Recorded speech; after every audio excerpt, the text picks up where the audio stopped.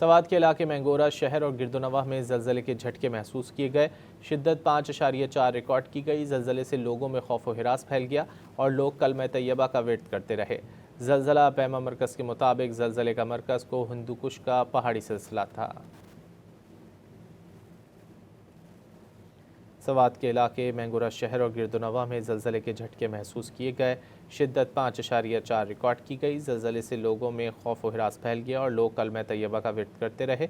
जलजला पैमा मरकज़ के मुताबिक जलजले का मरकज़ को हिंदू कुश का पहाड़ी सिलसिला था। सवात के इलाके मैंगोरा शहर और गिरदोनवाह में जलजले के झटके महसूस किए गए। शिद्दत 5.4 रिकॉर्ड की गई। जलजले से लोगों में खौफ व हिरास फैल गया और लोग कलमा तैयबा का विर्द करते रहे। जलजला पैमा मरकज़ के मुताबिक जलजले का मरकज़ को हिंदू कुश का पहाड़ी सिलसिला था।